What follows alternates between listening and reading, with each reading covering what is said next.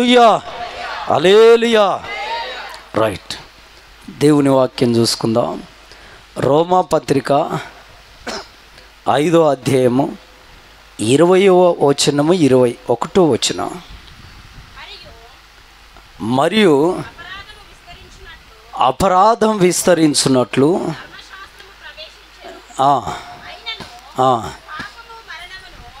పాపము మరణమును ఆధారము చేసుకొని ఎలాగు ఏలెనో అలాగుననే నిత్య జీవము కలుగుటకై నీతి ద్వారా కృపయు మన ప్రభువైన యేసుక్రీస్తు మూలముగా ఏలు నిమిత్తము. ఈ మాట జాగ్రత్త వినాలి. పాపము ఎక్కడ విస్తరించునో అక్కడ దేవుని కృప అపరిమితముగా విస్తరించును. హల్లెలూయా, హల్లెలూయా. ఎక్కడ పాపము విస్తరిస్తుంటుందో అక్కడ దేవుని కృప అపరిమితముగా ఉంటుందంట. అపరిమితముగా ఉంటుంది. దేవుని పిల్లలారా, ఏ ఇంటిలోనైనా సరే, ఏ మనిషి యొక్క ఒంటిలోనైనా సరే, ఏ మందిరంలోనైనా సరే, ఏ ప్రాంతంలోనైనా సరే, ఏ ఊరిలోనైనా సరే, ఏ రాష్ట్రము దేశంలోనైనా పాపము విస్తరించే ఆ ప్రాంతాలలో, ఆ దేశాలలో, ఆ కుటుంబాలలో దేవుని కృప అపరిమితముగా విస్తరిస్తుందంట. దేవుని కృప అపరిమితముగా. దేవుని యొక్క కృప చాలా తక్కువగా ఉంటుందండి ఆ స్థలాలలో, అలాంటి కుటుంబాలలో. అపరిమితముగా ఉంటుందంట. చాలనట్టుగా ప్రార్థన చేస్తుంటే కొన్ని కుటుంబాలలో వాళ్ళ పైన ఉన్నటువంటి అభిషేకం నేను చూస్తే ఆశ్చర్యం వేస్తుంది. ఆ అభిషేకం చేత వాళ్ళు ఏడుస్తుంటే, కన్నీళ్లతో ఆ ఇల్లంతా తడుపుతుంటే, ఆ ఇంటి మొత్తం ప్రభు ఆత్మతో నింపబడి పచ్చిక బయలైపోతుంటే అసలు ఆశ్చర్యం వేస్తుంది. కొన్ని కుటుంబాలు చూస్తే సింపుల్గా చిన్న ప్రార్థన చేయనికపోతే ఆ ఇల్లంతా దేవుని కృపచేత నింపబడుతుంటుంది. కానీ కొన్ని కుటుంబాల్లో ప్రార్థన చేస్తుంటే అప్పుడే దేవుని కృప వచ్చినట్టు వస్తుంది, మళ్ళీ తర్వాత కఠినం. అప్పుడే దేవుని కృప తాకి కన్నీళ్ళు వచ్చినట్టు అవుతుంది, మరలా కన్నీరు వెనుకకు అయిపోతుంటుంది. కారణం, ఆ కుటుంబంలో పాపము ఏదో ఒక మూలన ఏలుతుందని అర్థం. ఏ కుటుంబంలో అయితే, ఏ మనుషుల్లోనైతే, ఏ మనుషురాల్లో అయితే, ఏ ప్రాంతంలో అయితే, ఏ రాష్ట్రంలో, ఏ దేశంలో పాపం విస్తరిస్తుంటుందో దేవుని కృప అపరిమితము. నానావిధ రకాల పాపాలు ఉన్నాయండి. కోపాలు ఉన్నాయి, ద్వేషాలు ఉన్నాయి, అసూయలు ఉన్నాయి, కలహాలు ఉన్నాయి, విభేదాలు ఉన్నాయి, చెడు మాటలు ఉన్నాయి, చెడు తలంపులు ఉన్నాయి, చెడు మనస్భావాలు ఉన్నాయి, చెడు నడతలు ఉన్నాయి, శరీర కోరికలు ఉన్నాయి, ఎన్నో రకాల పాపాలు, కులతత్వాలు ఉన్నాయి, మతతత్వాలు ఉన్నాయి. దేవుని పిల్లరా, మీకు నేను చెప్పేది ఏంటంటే, పాపము ఏమాత్రం మనల్ని ఏలకుండా చూసుకోవడమే క్రైస్తవ జీవితము. ఆమేన్, ఆమేన్, హల్లెలూయా, హల్లెలూయా. రాత్రి నేను చాలా ఆలోచించాను.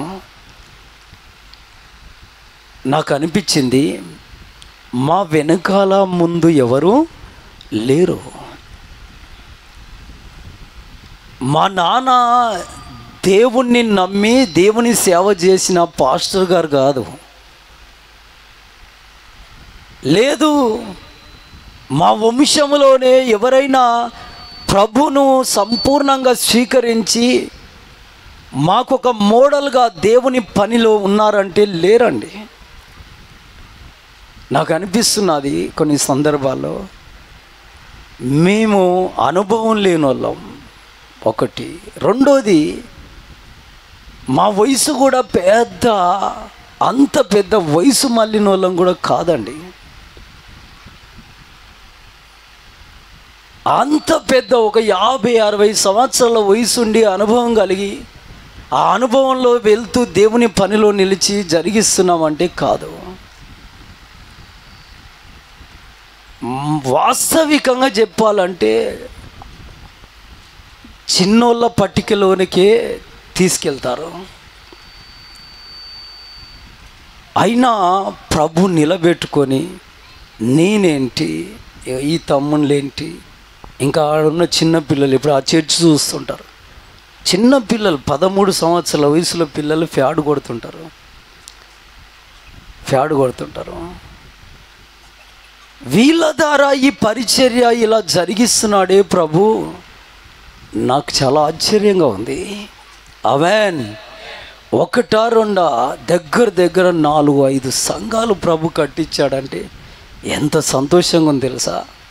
ఆమేన్. హల్లెలూయా, హల్లెలూయా. దేవునికే మహిమ కలుగునుగాక. ఆమేన్. నేను ఖచ్చితంగా నమ్ముతున్నాను, 100 మంది 1000 మంది కాబోతున్నారు. ప్రభే ఆ కృప చూపబోతున్నాడు. ఆమేన్. ప్రభు పని ఖచ్చితంగా ఆయన జరిగించి ముందుకు సాగించబోతున్నాడు. ఆమేన్. హల్లెలూయా. మంచి అనుభవంతో తగ్గింపుదలతో కలిగి పనిచేసే సేవకులను కూడా ప్రభు లేపబోతున్నాడు. ఆమేన్. హల్లెలూయా, హల్లెలూయా, హల్లెలూయా. నన్నెంతోమంది అపహసించి ఏలన చేసి అనేక రకాలుగా తక్కువ చేసి బూతు మాటలు అన్నోళ్ళు కూడా ఉన్నారు. కానీ తిరిగి వారిని నేను అనలేదు. ఆమేన్. హల్లెలూయా. నేను తిరిగి అనలే. నా పైన భయంకరంగా కోపపడ్డ వ్యక్తులు కూడా ఎందరో ఉన్నారు, చాలామంది. కానీ తిరిగి వారిపై నేను మరలా కోపపడలే. ఆమేన్. హల్లెలూయా, హల్లెలూయా. ఇలాంటి అనుభవాలే నన్ను నా ప్రభువుకు దగ్గర చేస్తున్నాయి. ఆమేన్. హల్లెలూయా, హల్లెలూయా. ఇలాంటి అనుభవాలే నా ప్రభువుకు నన్ను దగ్గర చేస్తున్నాయి. ఇది వాస్తవం. ఆమేన్. హల్లెలూయా. దేవునికి మహిమ కలుగునుగాక. నిజమండి. ఒక ఆవిడ చక్కగా భోజనం తెచ్చి పెడితే తిందామని కూర్చుంటే ఆమెకు అనుకూలంగా నేను మాట్లాడలేదని చీమల పౌడర్ తెచ్చి అన్నంలో వేసింది. చీమల పౌడర్ అంటే తెలుసా మీకు? ఎంతమంది తెలుసు చీమల పౌడర్? ఆ చీమల పౌడర్ తెచ్చి అన్నంలో వేసింది. తినే అన్నంలా నాకు అనుకూలంగా నువ్వు మాట్లాడతలేవేంటని. దేవుని పిల్లరా, బాధ అనిపించింది. అప్పుడు ఆమెను సాటిస్ఫై చేయడానికి, ఏదో ఆ పూటకు ఆమెను తృప్తిపరచడానికి కొన్ని విషయాలు, దైవ విరుద్ధమైన కొన్ని మాటలు ఆమెను తృప్తిపరచడానికి మాట్లాడి, తర్వాత దేవుడి సన్నిధికి వెళ్ళిపోయి మోకాళ్ళు వేసి ఓ దినం ఉపవాసం ఉండి కన్నీళ్ళు విడిచి, క్షమించయ్యా, ఆవిడ ఎక్కడ తప్పిపోతుందో, నీ సన్నిధిని వదిలి ఎక్కడ వెళ్ళిపోతుందో, మరలా వెళ్ళిపోయి అన్యజనుల్లో కలిసిపోయి తన జీవితాన్ని వికారం చేసుకుంటుందో ప్రభా అని అలా మాట్లాడానయ్యా, క్షమించయ్యా అని ప్రభు సన్నిధిలో ఏడ్చి, అప్పుడు ప్రభు ద్వారా మెప్పు పొంది దేవునికి దగ్గరైతూ వచ్చిన సందర్భాలు ఎన్నో. ఆమేన్. హల్లెలూయా, హల్లెలూయా. ఈ చిన్ని సేవను మెల్లమెల్లగా కొద్దిగా కొంతవరకు దేవుడు పెంపుదల చేస్తూ వచ్చాడు. ఇక ఒక స్థాయి, ఒక చెట్టు అయినా సరే ఒక స్థాయికి పెరిగాక ఆ తర్వాత నువ్వు నీరు పోసినా పొయ్యకపోయినా, ఎరువేసినా ఎరువేయకపోయినా ఆ చెట్టు ఏమవుతుందిగా, ఎదుగుతూనే ఉంటుంది. ఆమేన్. సేవ కూడా అంతే. ఒక స్థాయికి వచ్చాక ఇక దాన్ని ఎంతమంది ఆపుదామని అడ్డుపడుతూ వచ్చినా అది ఆగదుగా, అది వెళ్తూనే ఉంటుంది. ఆమేన్. హల్లెలూయా, హల్లెలూయా. కాదు కూడదని దానికి అడ్డుగా వచ్చిన వారి జీవితాలే ఆగమైతాయి. కానీ పాడైతే కానీ సేవ మాత్రము దేవుడు తీసుకెళ్తూనే ఉంటాడు. ఆమెన్, హల్లెలూయా. ఎందుకంటే చాలా రకాలైనటువంటి శ్రమల్లో నుండి, అనుభవాల్లో నుండి ఈ పని జరుగుతూ వస్తుంది. ఆమెన్. కన్నీటితో, ఎంతో దుఃఖంతో ఈ పని జరుగుతూ వస్తుందండి. ఆమెన్, హల్లెలూయా, హల్లెలూయా. చూడండి దేవుని పిల్లరా, పాపం ఎక్కడ విస్తరిస్తుందో అక్కడ దేవుని కృప అపరిమితంగా ఉంటుందంట. పని చేసినట్టు చేయనట్టు. ఆమెన్. ఒక మాట అండి, నిన్ను ఎవరైతే ఎక్కువగా ప్రేమిస్తారో, బంధువులలో లేదా కన్న బిడ్డలలో ఎవరు ఎక్కువగా ప్రేమిస్తారో ఆ ఇంటికి నువ్వు వెళ్ళాలని చాలా ఇష్టపడతావు. నీకు 2 కొడుకులు ఉన్నారనుకో, ఒక కొడుకు చాలా ఎక్కువగా అమితంగా ప్రేమిస్తాడనుకో నేను. ఆ కొడుకు ఇంటిలో ఏదైనా ఒక ఫంక్షన్, ఏదైనా ఒక శుభకార్యం జరుగుతుంటే ఆ కుమారుడు, ఆ కోడలమ్మ ఇద్దరు వచ్చి, మామయ్య, అత్తమ్మ, మీరు రావాలి, 2 రోజుల ముందే రావాలి అని చెప్పారనుకో, వాళ్ళు రాకముందు నుండే మీరు ఎదురు చూస్తుంటారు, నా కొడుకు ఎప్పుడు వస్తాడా అని, నా కోడలమ్మ ఎప్పుడు వస్తుందా అని. ఎందుకంటే వాళ్ళు మిమ్మల్ని అమితంగా ప్రేమించేవాళ్ళు. వాళ్ళు వచ్చి చెప్పేది ఆలస్యమే, 2 రోజులు కాదయ్యా, వారం రోజుల ముందు వచ్చి కూర్చోటంపా. ఆ ఇంట్లో గంజి పోసినా సరే, ఆకుకూరల భోజనం పెట్టినా సరే, విలువైన వస్త్రాలు నీకు ఇవ్వలేకున్నా సరే, కానీ వారు చూపే ప్రేమ నిన్ను సంతోషపరుస్తుంది. ఆమెన్, హల్లెలూయా, హల్లెలూయా. దేవుని పిల్లలారా, నిన్నెవరైతే అమితంగా ప్రేమించే బంధువు ఉంటాడో, నీ పాలివారిలో కానీ నీ బంధువులు కానీ, వాళ్ళ ఇంటికి నువ్వు వెళ్ళడానికి చాలా సంతోషిస్తావు, ఎగిరి గెంతులేస్తావు. వాళ్ళ ఇంట్లో ఏదైనా శుభకార్యం అయితే నువ్వు తయారయ్యే విధానం చూస్తే, ఆ అద్దంలో చూసుకోవడం, దూకోవడం, పౌడర్ వేసుకోవడం, అసలు కొంతమంది వేసుకునే డ్రెస్ ఇది బాగుందా అని చూసుకోవడం 2 సార్లు. ఎందుకంటే హ్యాపీనెస్, సంతోషం, ఆనందం. అక్కడికి ఒక 2-3 గంటల ముందే వెళ్ళాలి. 10 గంటలకు ఫంక్షన్ అంటే పొద్దున 5-5:30కే నీకు మెలుకయ్యి నువ్వు సంతోషంగా వెళ్ళడానికి ఇష్టపడుతుంటావు. కానీ ఎవరైనా నిన్ను ప్రేమించలేని స్థితి, అమితంగా ప్రేమించలేని స్థాయి ఉండి వాళ్ళు నీ ఇంటికి వచ్చి, మామయ్య లేదా నాన్న, అత్తయ్య, అమ్మ, ఫంక్షన్కి రండి అని చెప్తున్నారనుకో, మీకేమనిపిస్తుందండి? మీకేమనిపిస్తుంది? వెళ్ళాలి. ఏంటిది? వెళ్ళాలి. కానీ మోమాటంగా, ఖచ్చితంగా వెళ్ళాలి. కానీ ఎలా వెళ్ళాలి? మోమాటంగా, వెళ్ళనట్టుగా, కఠినంగా. ఇక వెళ్దామా వెళ్ళొద్దా? హల్లెలూయా, హల్లెలూయా, హల్లెలూయా. కఠినంగా వెళ్ళొద్దా? కానీ మొత్తానికి తప్పదిగా మొమాటంగా అయినా సరే వెళ్ళిపోయి ఆ జనాలలో ఆ చివర్లో కూర్చొని ఇలా చూసి వచ్చామని వెళ్ళి రావడం. అలాగే దేవుడు కూడా అంతే. ఆయనని ఎవరైతే ఎక్కువగా ప్రేమిస్తారో, ఆయన సన్నిధిని, ఆయన వాక్యాన్ని ఎవరైతే ఎక్కువగా ప్రేమిస్తారో, ఆయన ఆరాధనను ఎవరైతే ఎక్కువగా ప్రేమిస్తారో, ఆయన వాక్యానుసారంగా బ్రతకడానికి ఎవరైతే ఎక్కువగా ఇష్టపడుతుంటారో, వాళ్ళ ఇంటికి ప్రభు రావడానికి ఎగిరి గెంతులేస్తాడండి. ఆమెన్.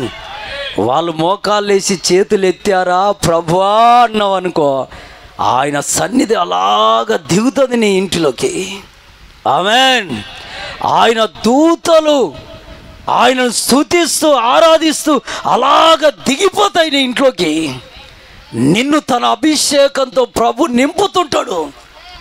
అవసరమైతే ఆయన కనబడి కూడా నీతో మాట్లాడతాడు. ఆమేన్, హల్లెలూయా. కొందరికి అవసరమైతే ఆయన స్వరము, మెల్లనైన స్వరంతో నీతో మాట్లాడతాడు ఆయన. ఆమేన్, హల్లెలూయా, హల్లెలూయా. రెండు చేతులెత్తి హల్లెలూయా. దేవునికే మహిమ కలుగునుగాక. అలాంటి కాబట్టి దేవుని పిల్లరా, మీకు నేను చెప్పేది ఒకటి, ఎవరైతే ప్రభుని అంతగా ఇష్టపడరో, ఏదో బలవంతంగా వచ్చినట్టు ప్రార్థనకు, ఇంట్లో ఏకాంత ప్రార్థన కూడా బలవంతంగా చేసుకున్నట్టు ఇలాగ ఉన్నారా? దేవునికి 10 రూపాయలు కానుక ఇవ్వాలన్నా బలవంతంగా ఇచ్చినట్టు, దేవుని ఆరాధన బలవంతంగా చేసినట్టు. దేవుని పిల్లలారా, వెరీ డేంజర్. వాళ్ళు వెరీ డేంజర్ అండి. ఎందుకంటే దేవునికి చాలా దూరంగా ఉన్నట్టు లెక్క. వాళ్ళు దేవునికి చాలా దూరంగా ఉన్నట్టు లెక్క. కాబట్టి మీకు నేను దైవజనుడిగా సెలవిచ్చే మాట, ప్రభుని ఇష్టంగా ఆరాధించండి, ప్రేమించండి. ఆమేన్, హల్లెలూయా, హల్లెలూయా, హల్లెలూయా. దేవుని పిల్లరా, పాపం ఎక్కడ ఉంటే అక్కడ దేవుని కృప, దేవుని సన్నిధి, దేవుని కార్యాలు, దేవుని చిత్తం అపరిమితంగా ఉంటుంది. అపరిమితంగా. బైబిల్ గ్రంథంలో మనం చూస్తే టూకీగా 2 మాటలు చెప్పి నేను ముగిస్తాను, కొంతమంది గురించి మీకు పరిచయం చేసి. బైబిల్ గ్రంథంలో టూకీగా కొన్ని మాటలు. ఆదాము అవ్వ ఉన్నారు, వారితో దేవుడు ఉండేవాడు. దేవుడు సాయంకాలం వచ్చి వారితో మాట్లాడుతూ వారిని తన ఆత్మతో నింపి అభిషేకించుచు వాళ్ళతో కలిసి నడిచేవాడు ప్రభు. ఆ ఏదోను తోటలో తొలి మానవులు కదా, మొట్టమొదటి మనుషులు వాళ్ళు. వాళ్ళతో దేవుడు కలిసి నడిచేవాడు. దేవుని పిల్లారా, ఏం జరిగిందో తెలుసా? దేవుడు ఒక ఆజ్ఞ ఇచ్చాడు.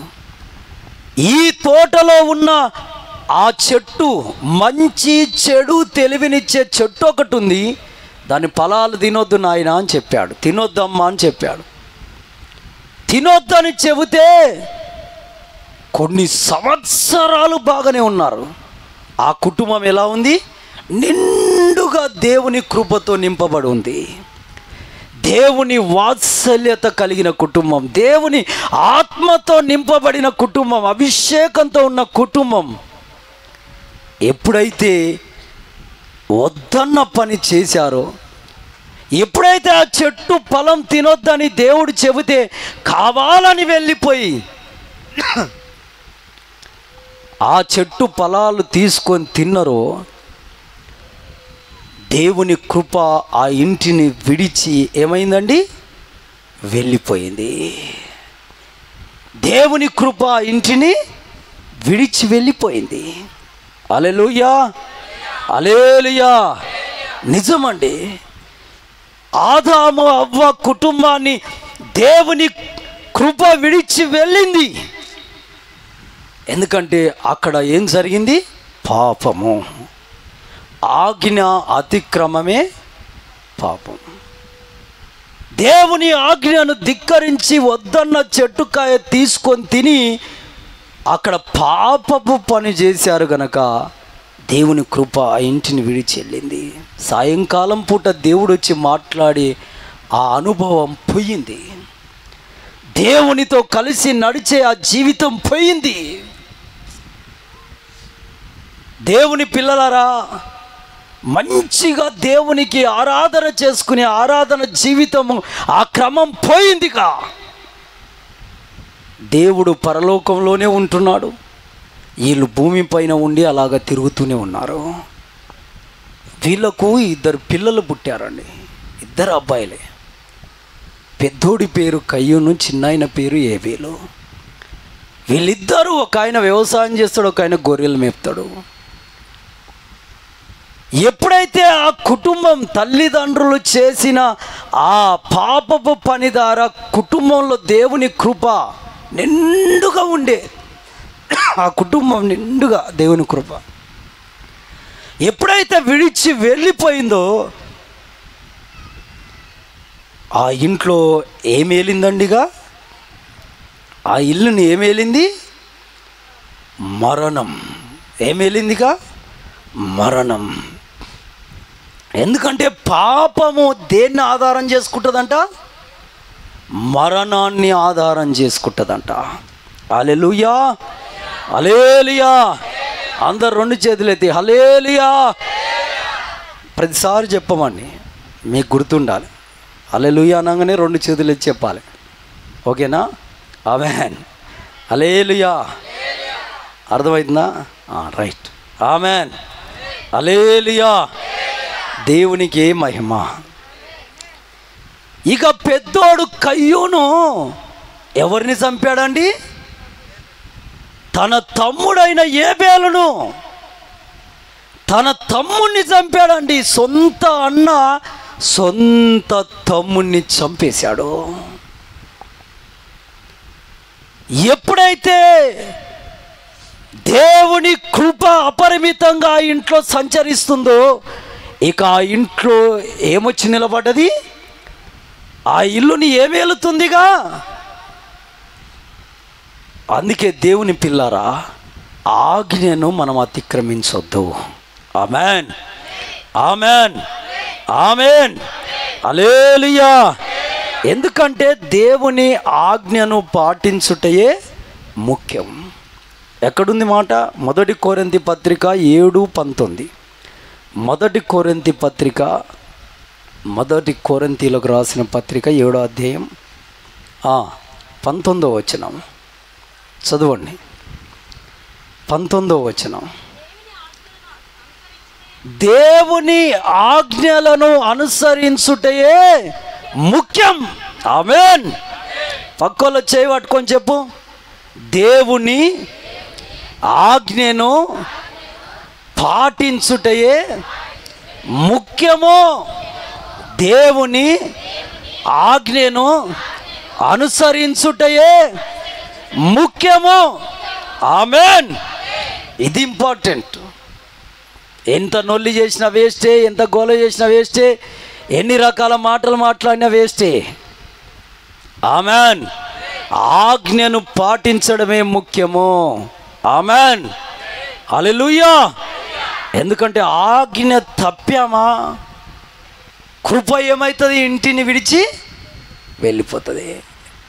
నిన్ను విడిచి ఆ కృప ఏమైపోతుంది? వెళ్ళిపోతుంది. హల్లెలూయా, హల్లెలూయా. ఈ ఆదాము అవ్వల కుటుంబానిది ఎప్పుడైతే వీరు దేవుని ఆజ్ఞను ధిక్కరించారో, పాపం వచ్చి ఆ ఇంట్లో ఉందో, ఇక ఆ ఇంటిలో మరణమైందండి. అన్ననే, సొంత అన్ననే తమ్ముణ్ణి రాళ్ళతో కుట్టి చంపాడు. కాబట్టి దేవుని పిల్లారా, తెలిసిన నువ్వు ఏ పాపానికి నీ జీవితంలో తావియ్యద్దు. ఆమేన్. కొంతమంది అలాగే మొండికేసి అదే తోవలో వెళ్తారు. ఓరు తల్లి, ఓరు చెల్లి, ఓరు అక్క, ఓరు అన్న, తమ్ముడా, ఆ అబద్ధం ఆడొద్దయ్యా అంటే అబద్ధమే ఆడుతా అని అదే తోవలో వెళ్తారు. చాలా తప్పండి, చాలా తప్పది. ఆ దొంగతనం చేయొద్దురా నాయన అంటే నేను అదే దొంగతనం చేస్తా. అలా నువ్వు వెళ్తే నీ ఇంటిని దేవుని కృప విడిచి వెళ్ళిపోతుంది. హల్లెలూయా, హల్లెలూయా. ఎందుకంటే ఆయన చాలా పరిశుద్ధుడు. ఆమేన్. ఆమేన్. పరిశుద్ధత ఎక్కడ ఉంటే నేను అక్కడ ఉంటానని వాగ్దానం చేసిన ప్రభు ఆయన ఒక ₹1,00,00,000 మాట చెప్పాడు. ఏం చెప్పాడు తెలుసా? నేను పరిశుద్ధుని గనక మీరు పరిశుద్ధులై బ్రతకండి. ఆమేన్. హల్లెలూయా, హల్లెలూయా. ఎంత మంచి మాట అండి. అలా చెప్పేవాళ్ళు ఎవరు ఉండండి అక్క? అలా చెప్పేవాళ్ళు ఎవరున్నారు చెప్పండి అన్న? ఎవరున్నారు అలా చెప్పేవాళ్ళు? ఆమేన్, హల్లెలూయా. కాబట్టి ఈ కుటుంబం ఎంత నష్టపోయింది చూడండి. దేవుని కృప ఉన్న ఇంటిలో ఆనందము, నెమ్మది, సమాధానము, శాంతి ఉంటాయి. దేవుని అభిషేకము, ఆత్మ ఉంటుంది ఇంటిలో. ఆమేన్, హల్లెలూయా, హల్లెలూయా. దేవుని పిల్లరా, ఇంకొక కుటుంబం చూస్తే ఏలి అని ఒక దైవజనుడు ఉన్నాడు సిలోహుములో. ఎక్కడున్నాడు ఆయన? అయ్యగారు చెప్పు, ఎక్కడాయన? సిలోహుము అనే ఒక పట్టణం ఉంది. అక్కడ ఒక సంఘం, దేవుని మందిరం ఉంది. ఆ మందిరంలో దేవుని సేవ చేసే ఒక దైవజనుడు ఉన్నాడు. ఆయన పేరే ఏలి. ఏం పేరు తమ్ముడు? ఏం పేరు ఆయన పేరు? ఏలి. ఆమేన్. ఏం పేరు అబ్బా? ఆమేన్, హల్లెలూయా. ఏలి అండి. ఏలి అనే దైవజనుడు. ఆయనకు 2 కొడుకులు అండి. ఎంతమంది? 2 పిల్లలు. 2 పిల్లలు మగపిల్లలే. వాళ్ళకు పెళ్ళిళ్ళు అయ్యాయి. ఆ 2కి యవ్వన వయసు వచ్చింది, పెళ్ళికి ఎదిగారు. ఇక వాళ్ళిద్దరికి పెళ్ళిళ్ళు చేశాడు. కానీ పెళ్ళిళ్ళు అయిన తర్వాత కూడా ఆ 2 మగపిల్లలు, వాళ్ళ పేర్లు బైబిల్లో రాసున్నాయి.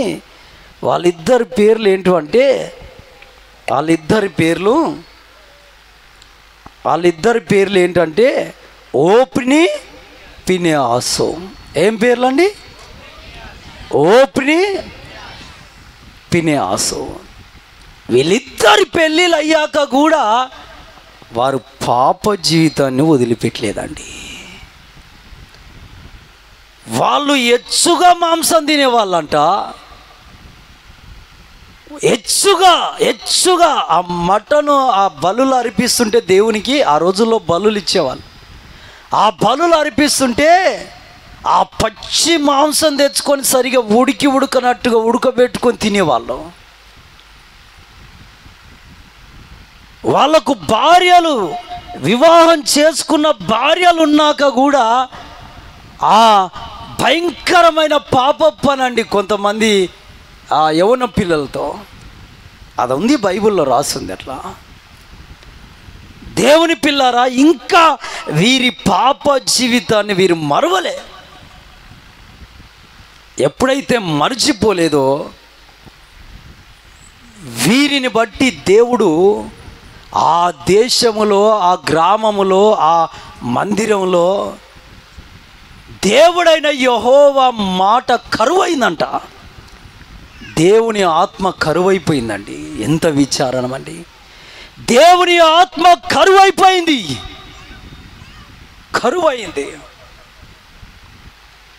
హల్లెలూయా, హల్లెలూయా. దేవుడు మాట్లాడకపోతే ఏం జీవితం అండి? ఆరాధన చేసినప్పుడు దేవుని ఆత్మతో మనం కదిలింపబడకపోతే ఇక ఏం లాభం? హల్లెలూయా, హల్లెలూయా. దేవుని మాట కరువైందంట అక్కడ. కాబట్టి దేవుని పిల్లారా, ఇది 1 సమూయేలు గ్రంథం 3:1 ఉంది. ఆ రోజుల్లో దేవుని మాట కరువైందంట. దేవుని ప్రత్యక్షత కూడా కరువైపోయిందంట. దేవుని పిల్లలారా, ఈ ఓప్ని, ఫినెహాసులను బట్టి ఆ దేశంలో 7,000 మంది చనిపోయారంట అండి. ఎంతమంది? 7,000 మంది చనిపోయారు శత్రువుల చేతుల్లో. అంత మాత్రమే కాదు, ఆ కుటుంబాన్ని, ఆ సంఘాన్ని, ఇక అక్కడ ఉన్న ప్రజలను దేవుని కృప విడిచి వెళ్ళిపోయిందంట. దేవుని ప్రభావం విడిచి వెళ్ళిపోయిందంట. ఓ మాధుర్యమైన పాట లేదు, ఆత్మతో నింపబడిన భాషలు లేవు, స్వచ్ఛమైన దేవుని వాక్యము లేదు, ఓ గుంపుగా కూడి ఉపవాస ప్రార్థన లేదు, ఆరాధన జీవితం సంపూర్ణంగా దూరం అయిపోయింది. దేవుని పిల్లలారా, ఇక ఆ కుటుంబము, అక్కడున్న ప్రాంతాలన్నీ కరువుకు దిగజారిపోతున్నాయి.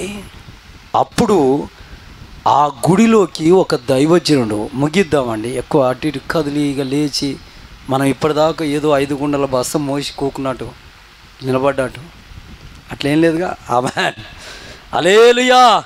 2 చేతులు ఎత్తి గట్టిగా చూస్తాం మీ బలం ఎంత ఉంది. ఇంతేనా? ఆమేన్, హల్లెలూయా. దేవుని పిల్లలారా, ఈ 2 వ్యక్తులు వాళ్ళ నాన్న, ఈ 3 అయితే ఒక చిన్న బాలుని ఒక భక్తురాలు అన్న తెచ్చి ఆ మందిరంలో విడిచింది. దేవుడు ఆ చిన్నోడి దగ్గరకు వచ్చి మాట్లాడుతున్నాడు సమూయేలుతో. తన గోడంతా చెప్పుకుంటున్నాడు. ఎవరికైనా బాధ వస్తే ఎవరితో చెప్పుకుంటారని? ఇప్పుడు మనకి ఏదైనా బాధ వచ్చిందనుకో, ఎదుటి వ్యక్తితో చెప్పకపోతే మనకు తృప్తి ఉండదండి. చాలామంది నేను చూసిన, ఎవరికన్నా ఒక్కరికి చెప్పామనుకో ఇక కొద్దిగా తృప్తి, ఆ బాధ మర్చిపోతుంటాం. దేవుడు అంతే. దేవుణ్ణి ఎవరైనా హింసిస్తున్నారా, దేవుణ్ణి ఎవరైనా బాధ పెడుతున్నారా, ఆయన వాక్య విరుద్ధంగా చేస్తుంటే ఆయన ఎవరి దగ్గరికైనా ఒకరి దగ్గరికి వచ్చి చెప్పుకుంది ఆయనకు తృప్తి ఉండదు. ఆమేన్, హల్లెలూయా, హల్లెలూయా, హల్లెలూయా. ఆ చిన్న బాలుని దగ్గరకు వచ్చి, ఇగో ఈ మందిరంలో ఇగో ఈ దైవజనుడు, ఆ పిల్లలు ఇలా బ్రతుకుతున్నారయ్యా, వాళ్ళ నాన్నకు చెప్పు ఆ పిల్లల గురించి అని దేవుడు చెప్పాడు. చెబితే ఆ పిల్లోడు రాత్రి వెళ్ళిపోయి ఆ పాస్టర్ గారు లేపి, మీ పిల్లల గురించి దేవుడు ఇలా చెప్తున్నాడని చెబితే, ఏదో వాళ్ళని పిలిపించి, ఏంట్రా మీరేలో ఇలా చేస్తున్నారంట, పోండిగా చేయకండి. వింటరా అండి? వింటరా? అట్లా హల్లెలూయా, హల్లెలూయా. కొన్నిసార్లు మన పిల్లలు ఎన్ని తప్పులు చేసినా వెనకేసుకుంటాం.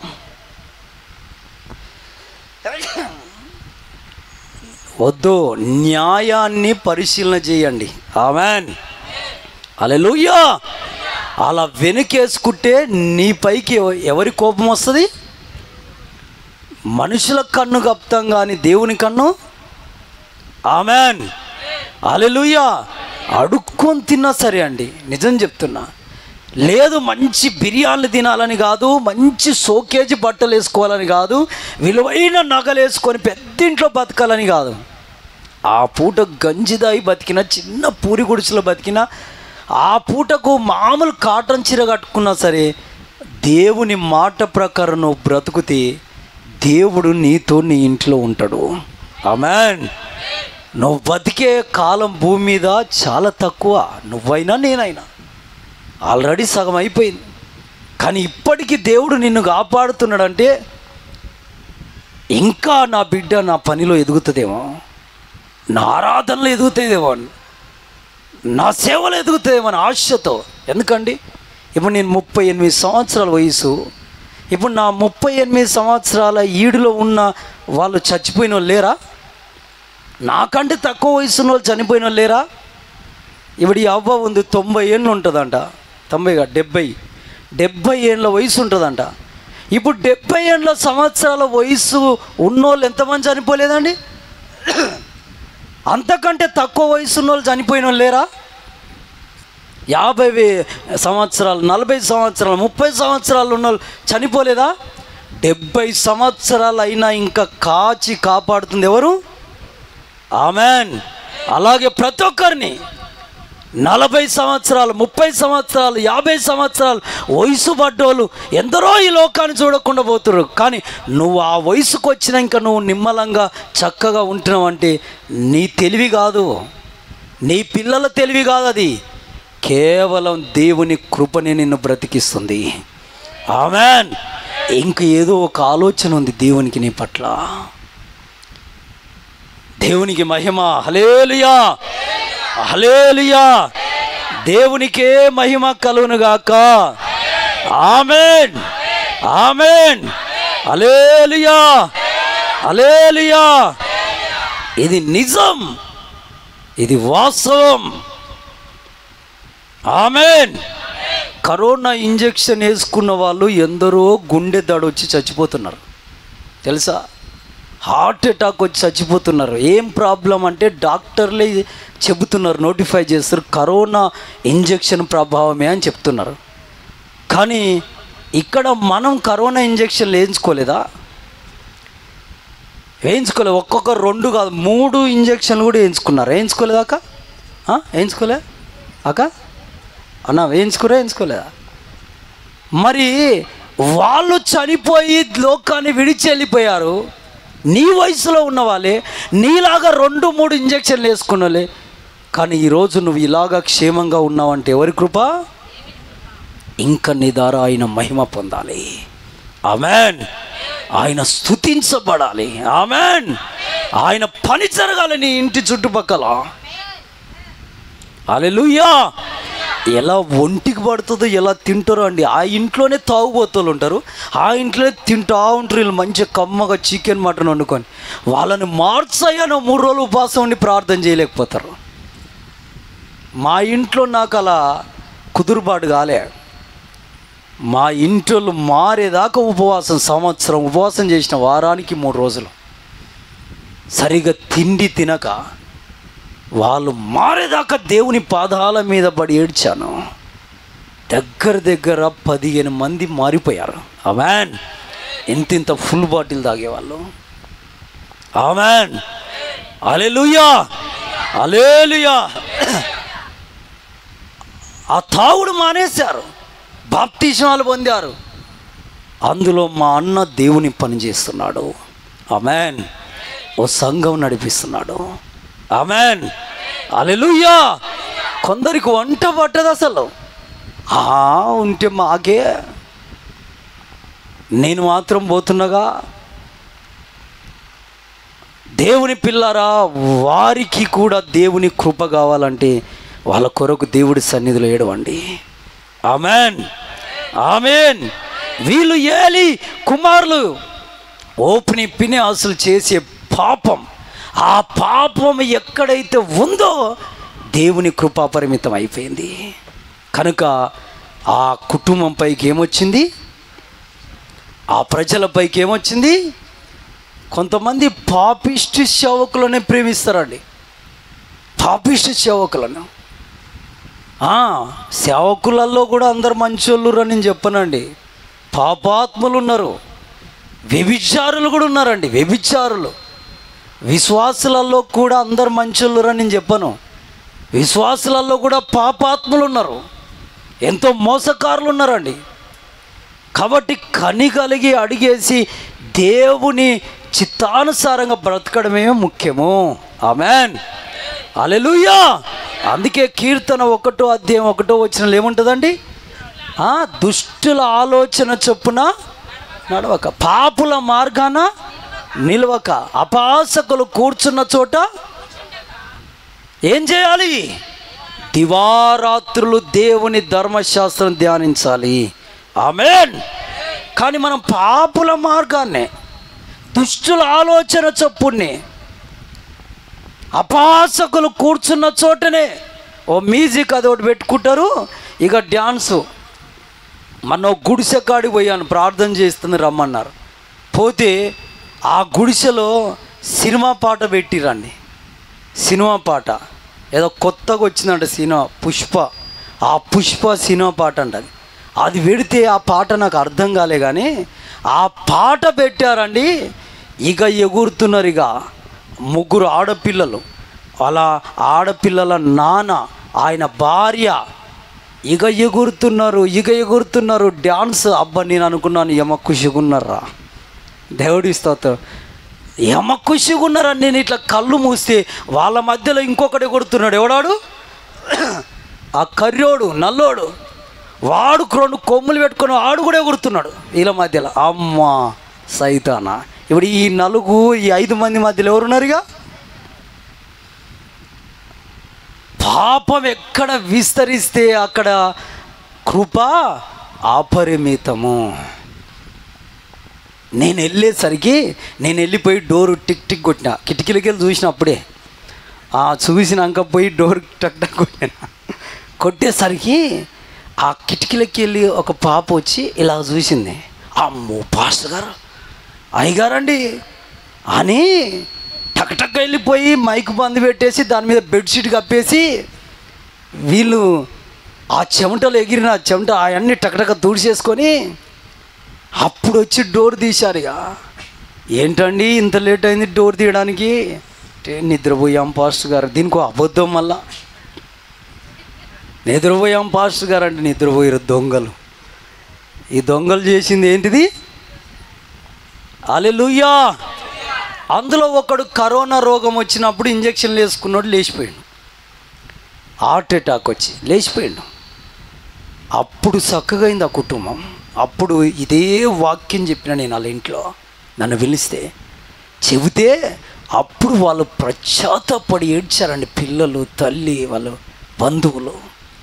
ఆమేన్, హల్లెలూయా, హల్లెలూయా. కాబట్టి దేవుని పిల్లారా, ఈ ఇంటిలో కూడా వీళ్ళు ఏమయ్యారంట? చచ్చిపోయారు. ఇద్దరు కూడా ఏమయ్యారు? చనిపోయారు. వీళ్ళిద్దరు కూడా ఏమయ్యారు? చనిపోయారు. బైబిల్లో 1 సమూయేలు గ్రంథము 4వ అధ్యాయం 17-18 వచనాలు చూస్తే వీళ్ళిద్దరు చనిపోయారు. ఆ వార్త విన్న తండ్రి ఏలి, దేవుడి మందసం పట్టబడ్డది. ఆ వార్త విన్న ఏలి అయ్యగారు దైవజనుడు ఏమయ్యాడు?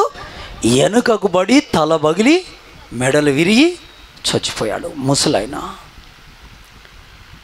అప్పుడు వాళ్ళ కోడలు, ఆ ఇద్దరు పాపాత్ములు ఉన్నారుగా యవన పిల్లలు, ఆ పెద్దోడి భార్య కంటూ బిడ్డను, గర్భవతి ఆమె, కంటూ ఒక బిడ్డను కన్నది, మగ బిడ్డని పుట్టాడు. పుడితే ఆ బిడ్డను చేతిలో పట్టుకొని వాడికి ఒక పేరు పెట్టింది. ఏం పేరు అంటే ఇకాబోతు.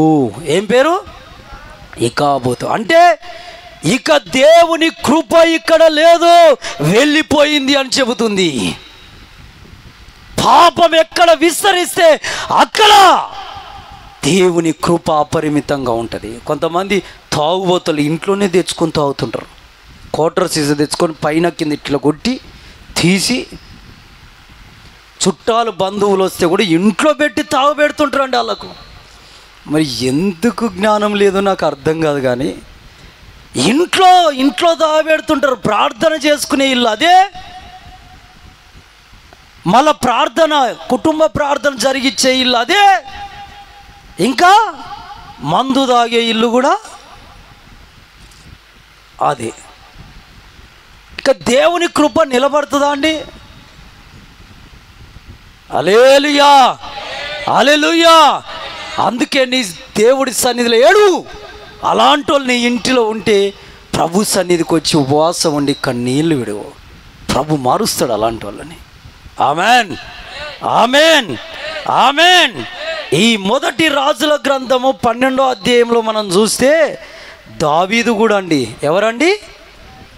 దావీదు కూడా పెంట కుప్ప మీద ఉన్నాడండి. ఆయన్ని తీసుకొచ్చి దేవుడు దేశానికి రాజును చేసిండు. ఏం చేసిండండి? గొర్రెలు మేపుకునేవాడిని దేశానికి మహారాజును చేసిండు దేవుడు. చేస్తే మంచి కోటలు కట్టుకున్నాడు, సుఖవంతమైన జీవితం. రాజుల పిల్లలు ఆయనకు భార్యలు, మంచిగా సంతానం ఉంది ఆయనకు. హ్యాపీగా బతుకుతున్నాడు, అలా బతక ఏం చేసిండని తప్పు చేసిండని. ఇక నేను అన్ని రకాలుగా ఎదిగిపోయానని, నేను పెద్దోడిని అయిపోయినని, ఇక నేను రాజును, నా వెనకాల సైన్యము, నేను దేశానికే అధికారినని ఆయన విర్రవిగిపోయి ఏం చేశాడుగా, పాపం ఆ సైన్యములో ఒక సైన్యాధికారి భార్యను చెరిపాడండి. ఆమెతో తప్పుడు పని చేశాడు. ఆమె గర్భవతి అయింది. ఎప్పుడైతే ఆమె గర్భవతి అయిందో, ఆ విషయం వచ్చి ఈయనకు చెప్పిందో, ఆమె ఆ సైన్యములో ఉన్న సైన్యాధికారిని ఏం చేశాడండి, ఆ సైన్యాధికారి కూడా ఒక మామూలు సైనికుడు, ఆయన ఏం చేశాడు, ఉరియాను రాజు చంపేశాడు. దావీదు అతని భార్యను చెరిపాడు, ఆమె భర్తను చంపాడు. దేవుని పిల్లరా, అప్పుడు దేవుడు దైవజనుని దగ్గరికి వచ్చి మాట్లాడి పంపించి ఏమంటుండు తెలుసా, నీకు కావాలంటే ఇంకా ధనాన్ని ఇచ్చేవాడిని, నీకు కావాలంటే ఇంతకంటే ఇంకా ఉన్నతమైన స్థాయి ఇచ్చేవాడిని, కోటలు ఇచ్చేవాడిని, స్థలాలు ఇచ్చేవాడిని, బంగారం ఇచ్చేవాడిని, వస్త్రాలు ఇచ్చేవాడిని, పిల్లలను సంతతినిచ్చేవాడిని. కానీ నువ్వు చేసిన పనేంటి దావీదు అని అడుగుతాడు దేవుడు. ఆ దైవజనుడి ద్వారా దేవుడు అడిగితే ఆశ్చర్యపోతాడు దావీదు. ఇది ఎలా తెలిసిపోయింది? దేవునికి తెలియదా అండి? దేవునికి తెలియదా? ఆశ్చర్యపోయాడు. పోయి అప్పుడు 7 రోజులు ఉపవాసం ఉన్నాడండి. 7 రోజులు ఉపవాసం ఉన్నాడు. పుట్టబోయే బిడ్డ, ఆ పుట్టిన బిడ్డ బతకాలని, మగబిడ్డనే బతకాలని 7 రోజులు ఉపవాసం ఉన్నాడు. ఉపవాసం ఉండి ఏడ్చి కన్నీళ్ళు విడిచి ప్రార్థన చేస్తే బిడ్డ బతికాడా? ఎప్పుడైతే నిండు కుండ అలాగ ఉండేది దేవుని కృప ఇంట్లో, దావీదు ఇంట్లో. కానీ దేవుని కృపను నిర్లక్ష్యపరుచుకుంది ఎవరు? దావీదే అండి. హల్లెలూయా, హల్లెలూయా. అంత గొప్ప రాజు, నేను రాజుని కదా, నేను ఎలా బ్రతికినా ఎవరేంది నన్ను చేసేది అనుకున్నాడు. ఎంత రాజు అయినా దేవుని కంటే గొప్పోడా అండి? కాడుగా. ఆమేన్. 7 రోజులు ఉపవాసం ఉండి ప్రార్థన చేస్తే బిడ్డ బతకలే, పుట్టిన బిడ్డ చచ్చిపోయాడు. అప్పుడు ఒక దైవజనుడు అంటున్నాడు, నీ అందు పాపం ఉంచుకొని ఉపవాసం చేసినా దానికి ప్రయోజనము లేదు. ఆమేన్. హల్లెలూయా, హల్లెలూయా. అప్పుడు ఏడ్చి తన మనసును క్రమపరుచుకున్నాడు. నేను చేసింది తప్పయ్యా, నేను చేసిన తప్పని ఒప్పుకొని ఏడ్చి పశ్చాత్తాప పడితే అప్పుడు దేవుడు క్షమించినట్టుంది. దేవుడు క్షమించాడు కానీ మనుషులు క్షమించారా? ఇప్పటికీ మనుషులు, ఆయన చనిపోయి 4000 సంవత్సరాలు అయిపోతుంది దావీదయ్య, కానీ మనుషులు ఆ పాప జీవితాన్ని చెప్పుకుంటూనే ఉన్నారు. చెప్పుకుంటలేరా? దేవుడు క్షమిస్తాడు, దేవుడు మర్చిపోతాడు, కానీ మనుషులు మాత్రం వాళ్ళ మనసులో ఉండిపోతుందా? హల్లెలూయా, హల్లెలూయా. దావీదయ్య చేసిన పాపము ఇప్పటికీ ప్రపంచం అంతా చెప్పుకుంటూనే ఉంది.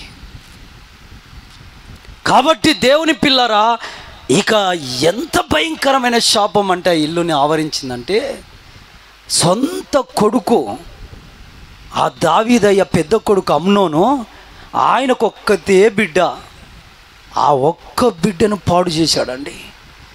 అంటే సొంత అన్ననే సొంత చెల్లెలను పాడు చేసి చంపాడు. దావీదయ్య బట్టలు చింపుకొని బూడిద పోసుకొని ఏడ్చాడు.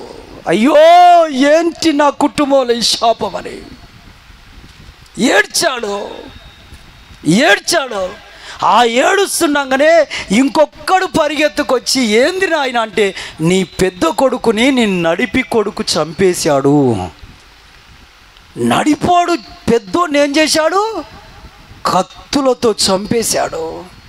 అయ్యో నా పెద్ద కొడుకు అమ్నాను అని ఏడుస్తున్నాడు. ఆ ఏడుపు తెల్లారలేదు.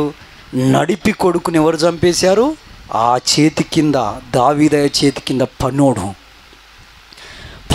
చంపేశాడు. అమ్మో నా కొడుకుని చంపేశాడంట అని దావీదయ్య ఏడుస్తుంటే ఇంకొక వార్త, నీ భార్యలు నీ కొడుకులతోనే పాపం చేస్తున్నారు. సొంత తల్లులు ఎవరితో పాపం చేస్తున్నారండి? కొడుకులతో.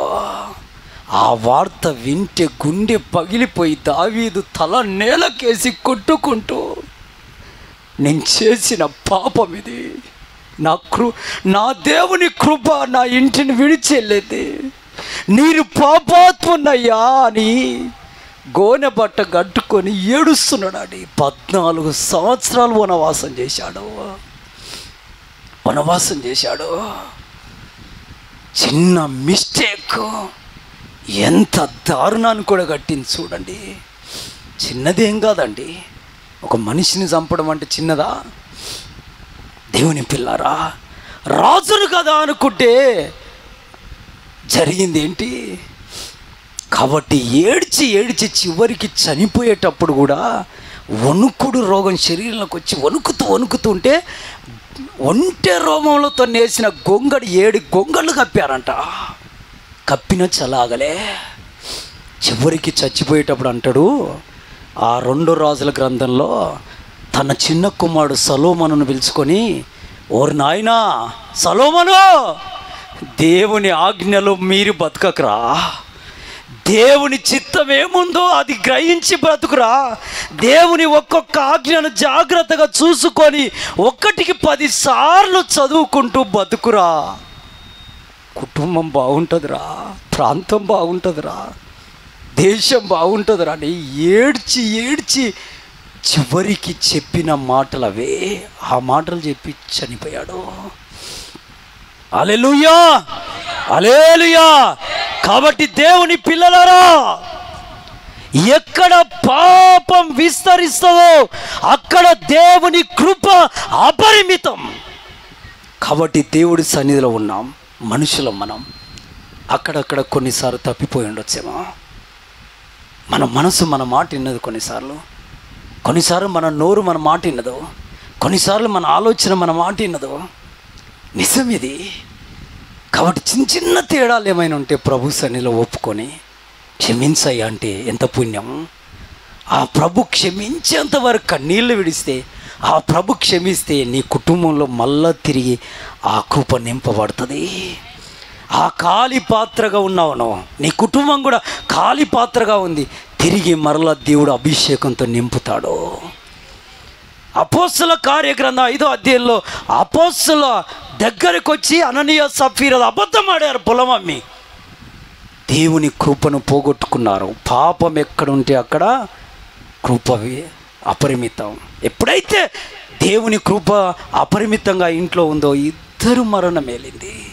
ఎప్పుడైతే మరణం ఏలిందో సరైపోయింది కుటుంబం, సంఘం కూడా ఏడ్చారు. దేవుని పిల్లలారా, అపోస్తలు కూడా సరైపోయారు. కాబట్టి మీకు నేను చెప్పేది ఒకటే, అబద్ధం ఏమొద్దండి, మనకు మోసం ఏమొద్దు. దేవునికి ఇచ్చే దశమ భాగం కూడా తీసి ఎంత దాచిపెట్టుకోకు.